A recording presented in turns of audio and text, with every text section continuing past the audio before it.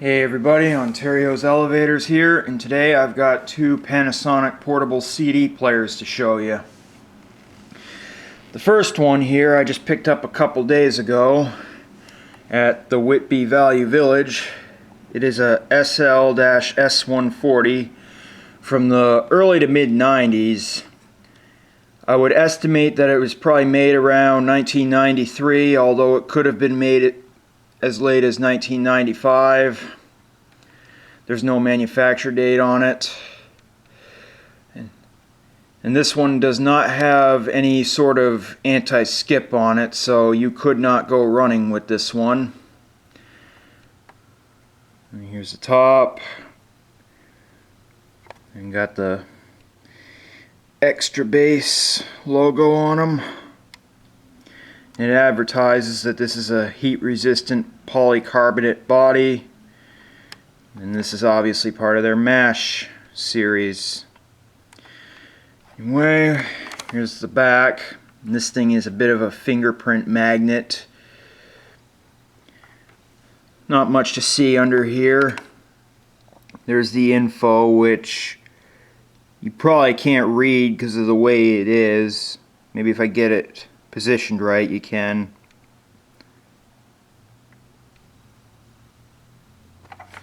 And of course, here's more info on it. Made in Japan, like a lot of electronics from the 80s and 90s were. Or good quality ones, I should say. And that's just the model number again. Like some of these, they'll have the manufacture date on them. This one does not, unfortunately. Runs on 2 AA batteries.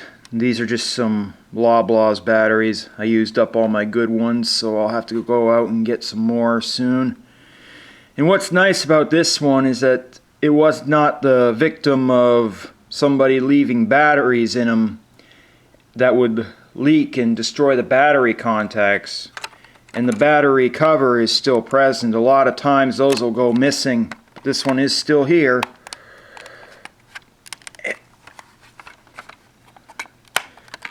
Doesn't want to go back in.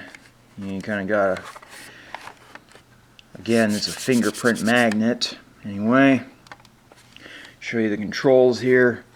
Play, pause, stop, and power off. Open.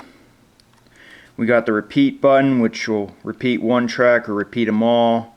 And we got this memory recall button, which doesn't seem to do anything.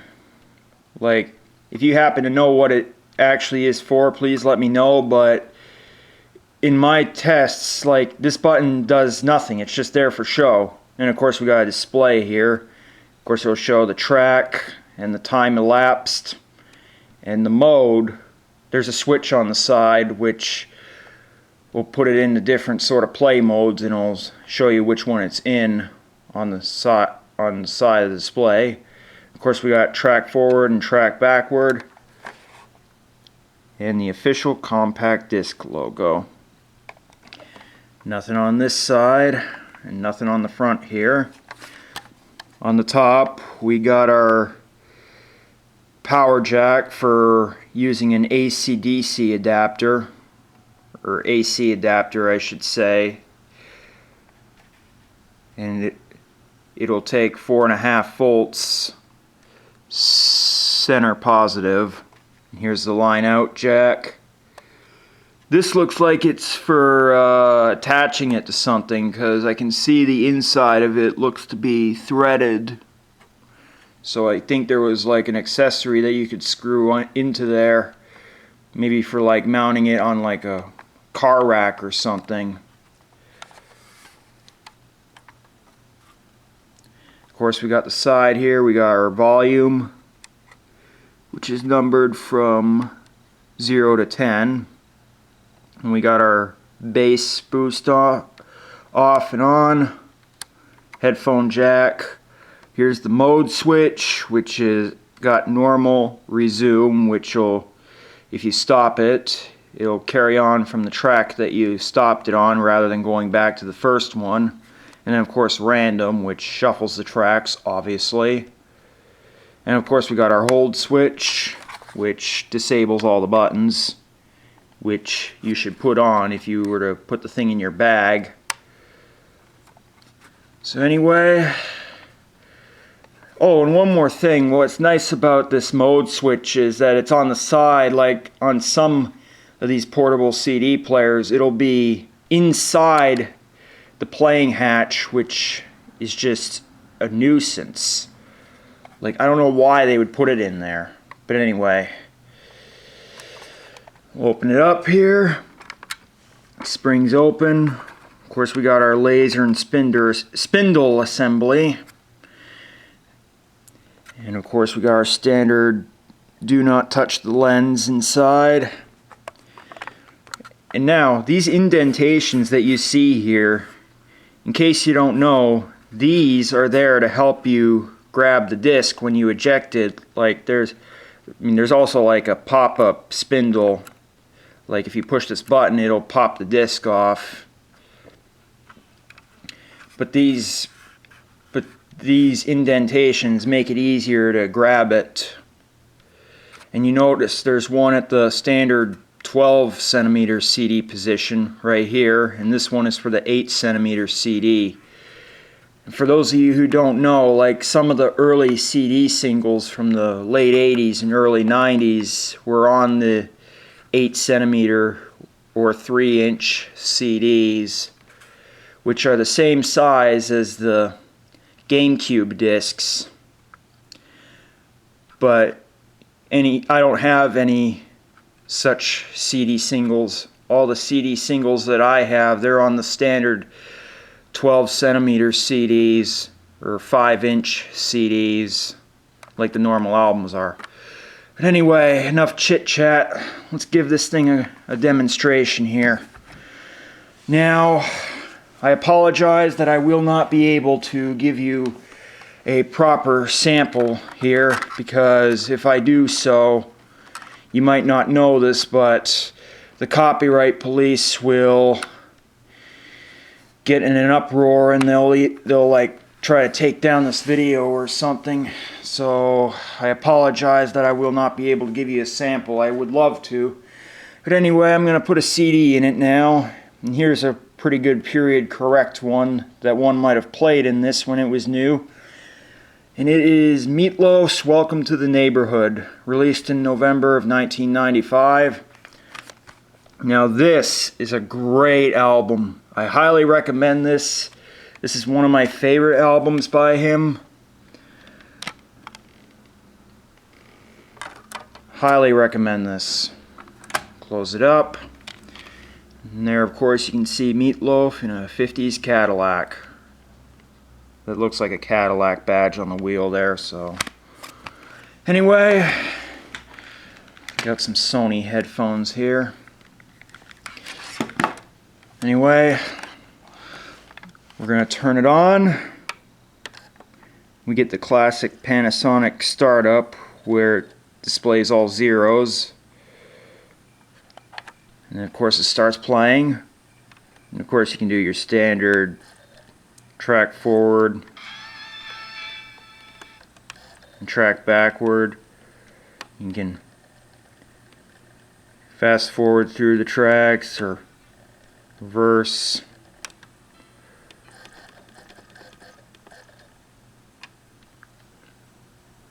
Tracks pretty quickly. Turn that down. Of course we got our repeat button. Repeat one track.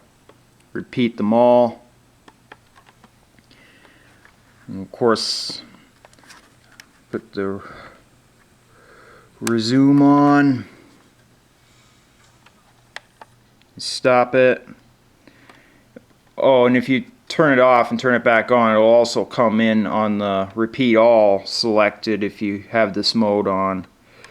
But as you can see, you can go back to track 10 and it starts the track over again, so it's not really ideal for listening to books on CD because it starts the track over again rather than continuing where you left off. And sometimes if you turn it off and you're like right at the end of the track and then turn it back on, it might put you to the next one.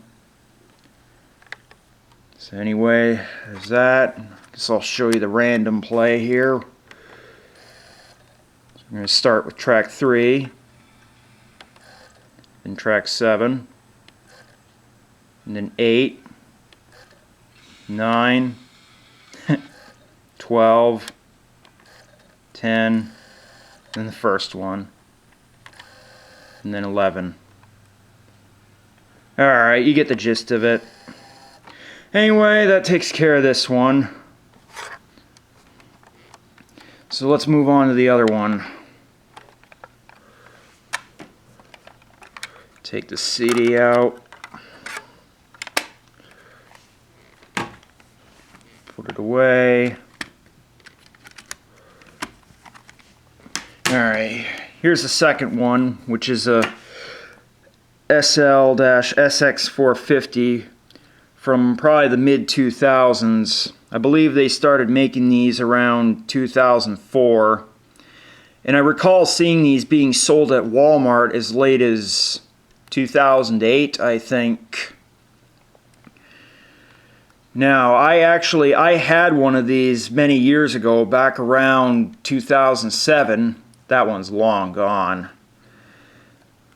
So, this one also came from the Whitby Value Village. This one I actually picked up last summer. I just never got around to making a video of it. So anyway, I'll show you around. You got play, pause, stop, track forward, track backwards, got our display of course, and it advertises having D sound. We got our volume down, volume up, equalizer, play mode, and memo. And this one is MP3 CD compatible. I'll show you on the side, we got our open switch here, headphone jack, hold, and of course our AC adapter input, which again is DC 4.5 volts, center positive. Of course, there's the hold, which, just like the other one, disables all the buttons. There's nothing really on the sides to see. And here's the bottom of it with the information. This one's easier to read. No manufacture date on this one. Unfortunately, this one was made in China. However, I will have to say that being a later device, this one hasn't got the quality that the other older ones have. I mean, it's still a decent player. I mean, it's definitely much better than any of the stuff that was out there at the time, and even today, even though it has that unfortunate phrase on it. Oh well, what are you gonna do? Anyway, enough talking. Let's get this. Give you a demo of this one too. Again, I cannot give you a good audio sample as much as I'd love to. Well, we're gonna open it up. Springs open. We've got a different laser assembly on this one, and we got the battery door. Again, 2 AA batteries. And just like the other one, these ones, they didn't leave, whoever had this before me didn't leave old batteries in it to leak and destroy the contacts, and the battery door is still present. So anyway, let's put a CD in. I'm going to throw something different in, something more period correct. We got The Best of Both Worlds by Van Halen. This came out in July of 2004. So there's a very good chance that this was played on one of these whenever it was new. I'll throw the first CD in there.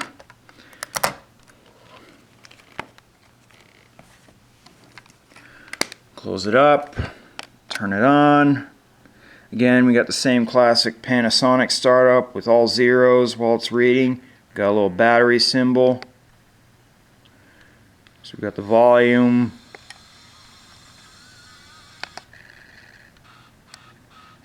Let's track forward.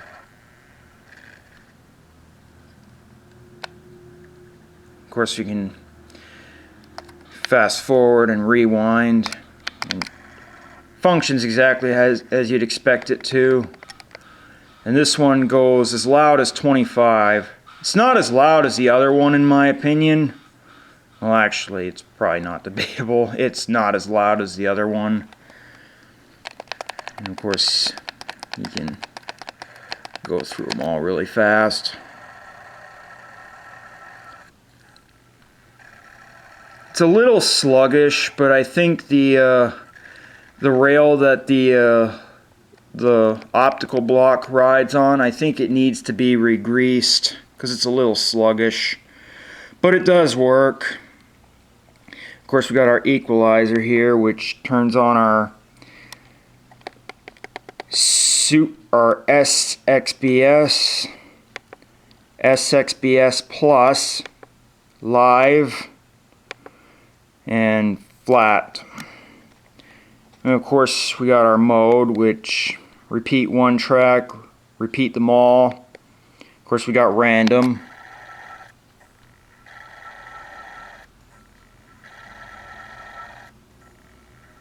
Yeah, that optical block rail really needs to be re-greased.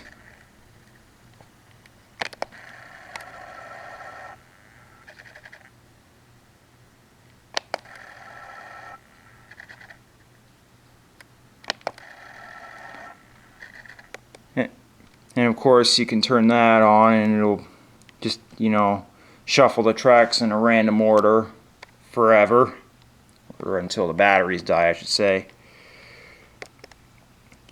Now, this feature, the AB repeat. Now, I don't recall the one that I had well over 10 years ago having this feature, but I guess at the time, you know, I was just a stupid kid, so I didn't know about it. But anyway, what this feature does, you usually only find it on stereo CD players from the 80s. So it's kind of odd. So I'm kind of surprised to see it on a portable device from the mid-2000s. But anyway, what this does, it allows you to loop a section of a track over and over again. So this is where the memo button comes in. You mark the start of the track, and you mark the end of it, and it'll just keep looping that over and over again. It's not a useful feature, but it's definitely fun to play with.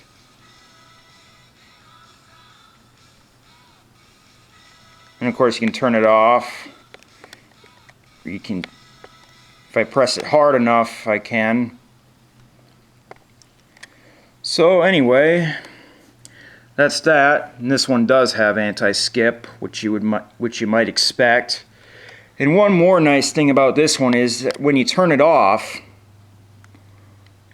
and then you start it again, like, it actually goes back to where you left off, like a cassette would. So this one would be good for listening to books on CD. And if you want to return the laser to home position, you just open it. Just take the CD out.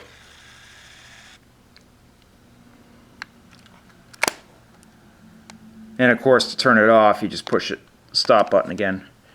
But anyway, I hope you enjoyed a look at these two portable CD players from Panasonic. Put the CD away.